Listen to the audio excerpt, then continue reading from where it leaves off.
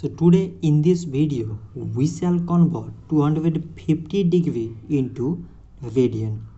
So in a straight line or in a semicircle, the sum of angles is 180 degree and it is equal to pi radian.